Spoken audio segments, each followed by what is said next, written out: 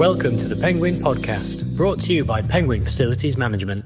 Dave, welcome. Thanks very much for taking your time out. Thank you. Coming to talk to us. So, do you want to give us as an introduction, Dave, of Just One, and what you guys are about, and a bit about what your mission is? Yeah. Thank you for having me. So Just One, we are a sustainability consultancy. Our purpose is to spark positive change. We do that through multiple ways. Our services, of course, where we help our clients with things like strategy, reporting and communications, carbon management, all that good stuff. But also through programs like social impact and wellbeing services, health and wellbeing, diversity and inclusion, changing into fairness now, which I'm very much a proponent for. So we have our services, but we also try to be a sustainable company through our operations and spark positive change there through trying to be the most sustainable business ourselves and trying to innovate, testing things and then trying them out and then seeing what works, passing it on to our clients. And we also spark positive change through our communications. So we try to get as many messages out there to challenge the status quo in business and to change behaviors and to just gather information to always make our services better. Excellent. So, sustainability. Yes. High on the agenda, maybe not so high for others. And I think this will give me the answer that I'm after. Mm-hmm. So what does sustainability look like in 2025? Yeah, so in 2025, there are a lot of changes in sustainability. Let's talk about the elephant in the room. Trump did his thing. Sustainability, diversity, inclusion, all under fire. Even the language is under fire. What we are seeing, though, is a lot of businesses are still carrying on with these programs, but integrating this into their services, into various different operations, into their HR, their marketing and comms, their sales. It's not treated as a bolt-on, but more of a built-in product. This is because sustainability has become not just that green flag that you wave over here. It is integrated, and it is about risk management. It's about attracting and retaining talent. It's about cost savings. It's about brand value. It's about all the business benefits that one would need in business anyway. Yeah. Sustainability, social and socioeconomic and environmental considerations are just layered into this. And so what we are seeing is a lot, I think, as you may have heard, a lot of companies might be dropping their D&I programs or dropping their sustainability. It's not really the case. You'll see language change, and they're building it into other parts of the business. That being said, there are some that are just dropping it and focusing on, quarterly returns and whatnot. But sustainability is really about a long-term outlook in business. Yep. And making sure that you are future-proofing your organization. And that requires us to think about the products, where they come from, the environment, our supply chains, our people, and making sure they're all cared for so your business is there in the long term. Yeah, no, I totally agree with absolutely everything you've just said. So barriers, what's the biggest barrier when it comes to improving sustainability and well-being in the workplace? I would say it's actually what I just left on. It's the integration piece. It's understanding that sustainability is a part of your everyday life, your job, your role, everything that you do. Pick on marketing and comms, for example. So too often marketers will say, "Oh, look at a company and say, this is the sustainability message over here. We're cutting our carbon. Let's do a whole campaign around this." No, it's about actually energy management in everything that you do, in your travel, in your products, in your services, embodied carbon and whatnot. It's your cleaning products. It's everything. So again, I think the biggest barrier would be that people push sustainability thinking to the side and don't integrate it. And if you do integrate it, you are able to get a lot of those business benefits I mentioned. Yeah, no, absolutely. So I probably can answer this one myself, mm-hmm. because I've seen firsthand what it looks like if you do not get your team and your colleagues on board when you are going on this journey. So I'm going to partially answer it, but and I'm going to lead you into the question. So recently I had a conversation at a large new build up in Yorkshire, and they had got again, I won't say the certification, but they'd got a prestige certification for this particular building. One of the highest grades of sustainability that is available. So you probably know what the accreditation was. They've gone for re-accreditation 12 months later. They've not got the accreditation. Okay. And this is because the people within the building have not followed the rules, and they've lost that accreditation. Is it because they didn't follow the rules, or is it because they weren't educated properly? Yeah, I would say it's funny because I think, well, buildings would be so 100% sustainable if it wasn't for the people. You can build very sustainable buildings and systems and all of that, but people are the ones that it's just a shell. A building is a shell without the people. So the training of people is one thing. I think you want them to understand how to use these systems really well. But also how to, to not to use them well, but to use them in a way that things change every day, every moment to moment. I'm hot right now, but I might be cooler a bit later. The weather's going to change. It'll be more humid. So don't just go flicking lights and temperatures on and off. You got to be able to use the systems really well. In terms of wellness in the building and the standards, I would say, yeah, there's one thing saying how all the things work. But I think if people are bought into the process that if I just do this, what is being asked of me, my health and well-being will be better. My productivity will be better. Yeah. And leaders in businesses need to be able to understand that people learn in different ways, and also just don't want to think about some things, like waste. For example, yes, all the segregation bins, but nobody wants to think about. Don't put like loads of text and science. Make it stupidly easy for them. Yeah. So I wouldn't say it's the people are to blame so much. It might just be the way in which people go about things. But you gotta facilities management just generally. You gotta make it easy for them to use systems well, but also to be sustainable. Yeah. Simple education. Simple. Yeah. Very Simple education, and that to me, when I had that conversation. At first I was shocked, but then the more that I thought about it was actually, I can understand maybe how that has happened. Mm-hmm. But when that building originally got accreditation, the information has not been fed back to the tenants of what their responsibilities are, and there has not been any simple education to them tenants for them to be able to maintain that green, sustainable accreditation.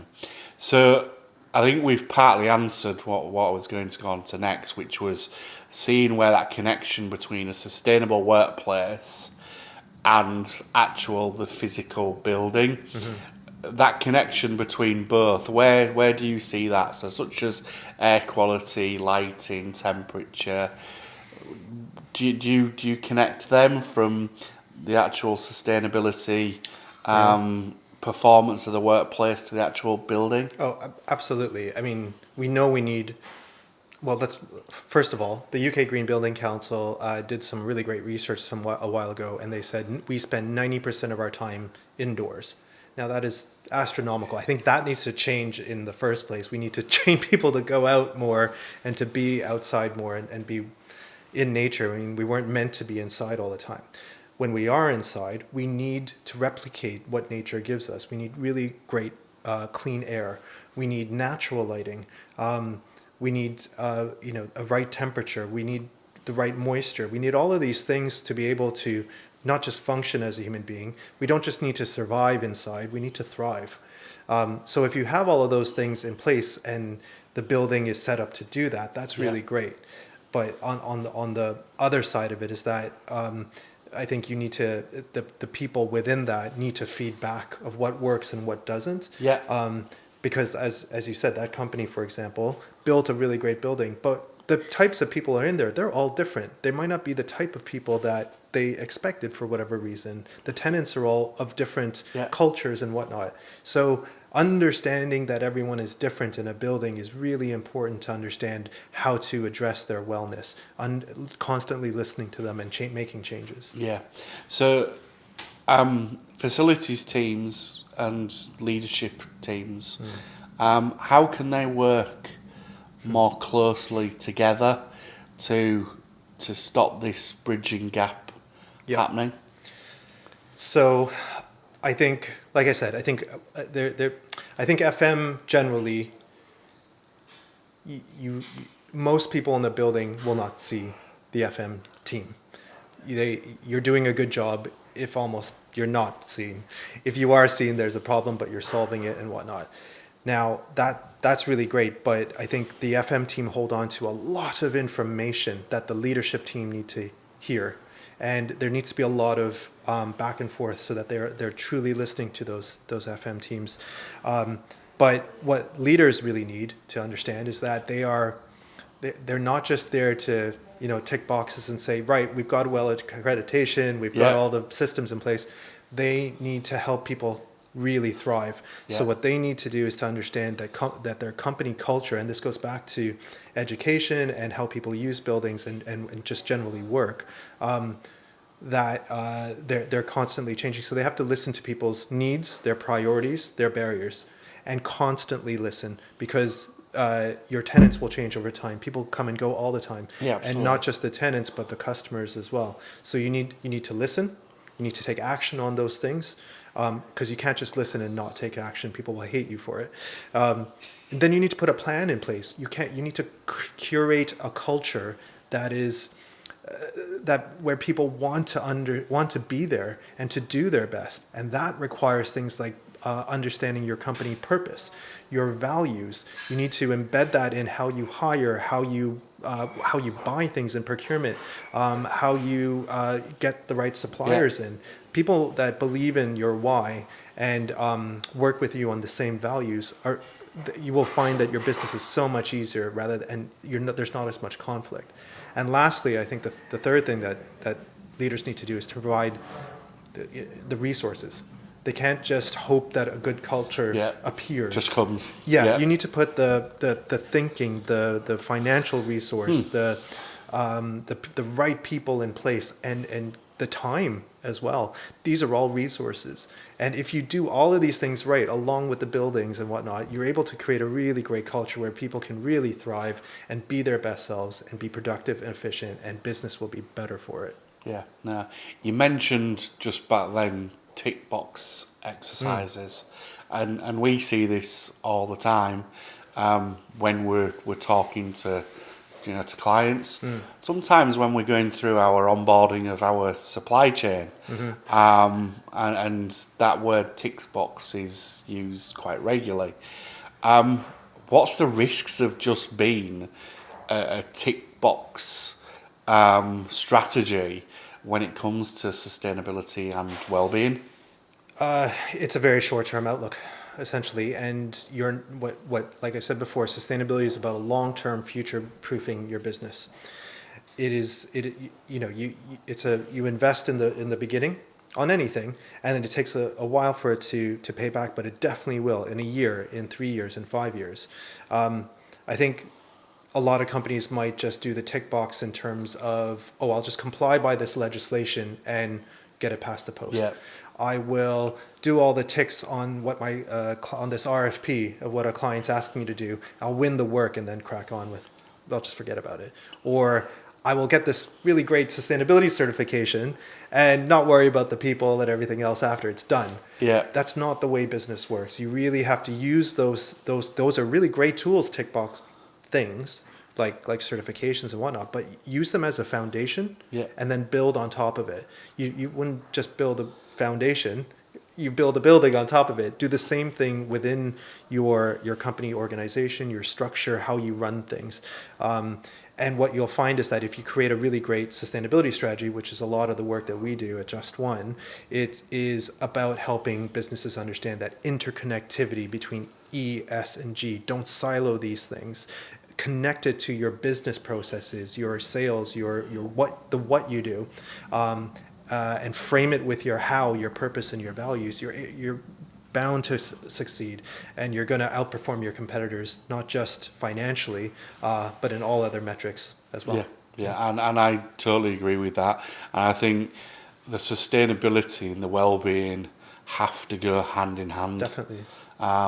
It's okay looking at your carbon output and counting numbers, and the data is extremely important. And from me and our conversations is Penguin lives by data, and it's what helps us drive decisions for our clients. But at the same time, if the culture is not right and the well-being is not right, it's just never going to happen. Yeah, it's something, a client comes to mind. They had a really big government branch, actually. They had a really robust net zero carbon strategy, all the numbers straight up to 2035, whatever it might be.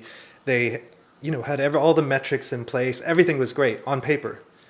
After a few years of this, they came to us and they said, look, we're not getting the reductions that we need. Why not? And we look at it and we're like, well, because a lot of your people are taking first class trips around the world for one meeting and coming back. There was a prestige of that they felt that they deserved or earned through their education or their position, that they deserved these things. Entitled. But so this was a company culture. That was one example, but there are multiple problems with their culture. So we put a culture strategy in place, and obviously after implementing it, after a bit of shock, after a bit of understanding that it's not just about numbers and tick box here. It is about actually combining it with training and education, with people, with purpose, with values, with policies and procedures, everything working, the ESG. Then they started to get traction. So yes, 100% agree. No, that's great. So for those who are listening, and they may have not started, they might have started, but they want to improve. Where do they start, and what does getting it right look like? Okay, so the first thing I would say to any company is that you're probably already doing an awful lot that you don't know about, that is sustainability. You have great benefits for your staff. You might have well-being things in place. You offer gym memberships and whatnot. You might be even cutting your carbon. You might be guessing at the things that you should be doing to be sustainable as a business. And that's good. That's what most businesses will do. The next level, though, is to really do what we call a materiality assessment. Understand the issues that are under ES&G that are really relevant to you, your business. And by relevant, I mean what drives value for your business, financial, brand, whatever it might be. What are the risks involved to your business? So what are all the business important things versus the impact that you're going to have in the environment with people? What are your clients and your employees, your suppliers saying that they need? So kind of everything external versus internal. And you do this assessment through a series of filters to understand, right, these are the core issues that I need to address. Once you have that in place, it's easy to, well, not easy, but that's why we're asked to come in, but to create long-term goals, yearly targets, KPIs, report against it, measure it. You can't manage what you don't measure. And communicate it and bring people along with you on the journey. But that's how to start. You can do very basic materiality assessments, but it takes away the guesswork from just being like, oh, I should do this, I should do that. You're doing the things that will really drive high value and high impact. And I think companies that start their real strategic journey by doing that really get it right. See a lot of value from it. Yeah, absolutely. And again, there's so many areas to get it right. It's not one thing fits all. No, and you would also think it depends very much on your business type as well. Like if you're a financial company, having water as one of your top issues that you're trying to address isn't great. It's a low impact area for you, Yeah. and you're probably not spending a lot of money. Yeah. So it doesn't fit into that matrix. It comes low down Yeah, as yeah. an issue. Yeah. If you're a manufacturer, watering water would. Yeah. So then your building needs you need to set, better long-term goals and everything about that. So yeah, everything is very different for any business, not even sectors. So understanding that is really quite key. Yeah, no, and I agree with that. We recently had a potential client who we were talking to who manufactures carpets.